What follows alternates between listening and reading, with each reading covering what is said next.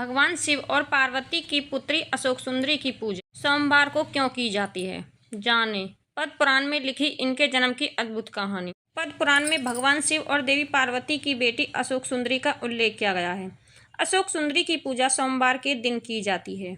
माना जाता है कि आर्थिक स्थिति ठीक न होने पर अशोक सुंदरी की पूजा करनी चाहिए। इससे आपकी आर्थिक स्थिति बेहतर होगी और जीवन में सुख समृद्धि का वास होता है। आइए जानते हैं पद्म पुराण के अनुसार महादेव और देवी पार्वती की पुत्री अशोक सुंदरी के जन्म की कहानी। आपने भगवान शिव के बारे में बहुत सी कहानियां पढ़ी और सुनी होंगी। आमतौर पर ज्यादातर कहानियों में भगवान शिव, पार्वती, कार्तिकेय और गणेश जी का उल्लेख होता है। लेकिन क्या आप जानते हैं कि भगवान शिव की पुत्रियां भी हैं? मनसा देवी के अलावा भगवान शिव की एक और पुत्री है जिनके बारे में बहुत कम लोग जानते हैं। आज हम आपको बता रहे हैं भगवान शिव की पुत्री अशोक सुंदरी के बारे में। महादेव की पुत्री अशोक सुंदरी के बारे में कहा जाता है कि सोमवार के दिन देवी अशोक सुंदरी की पूजा करने से न केवल धन लाभ के योग बनते हैं बल्कि बंद पड़े व्यापार भी फिर से शुरू हो जाते हैं।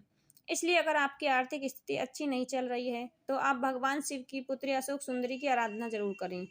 आइए जानते हैं उनके बारे में खास बातें। कैसे हुआ महादेव और देवी पार्वती की पुत्री अशोक सुंदरी का जन्म? अशोक सुंदरी के जन्म का उल्लेख पद्म पुराण में मिलता है। इसके अनुसार एक दिन माता पार्वती भगवान शिव के साथ घूमने के लिए वन गई। वहां पर माता पार्वती ने कल्प वृक्ष को देखा।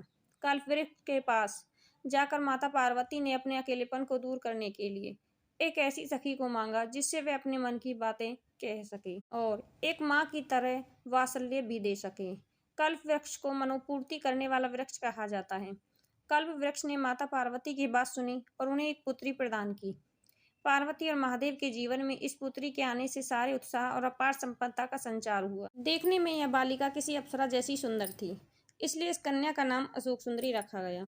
सोमवार को महादेव की पुत्री अशोक सुंदरी की पूजा क्यों की जाती है? अशोक सुंदरी की पूजा भगवान शिव और पार्वती के साथ की जाती है। सोमवार का दिन महादेव का माना जाता है, इसलिए महादेव ने अपनी पुत्री को वरदान दिया था कि उनकी पूजा भी सोमवार को ही की जाएगी। अशोक सुंदरी की पूजा करने के लिए सबसे पहले गंगा जल और शुद्ध जल मिलाकर शिवलिंग को स्नान कराएं।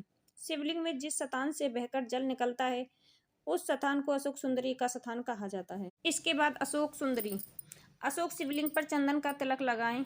अशोक सुंदरी वाले स्थान पर भी चंदन का तिलक लगाएं।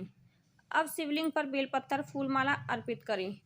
इसके बाद अशोक सुंदरी का ध्यान करते हुए अपनी मनोकामना अशोक सुंदरी को बताएं और उन्हें पूर्ण करने की प्रार्थना करें।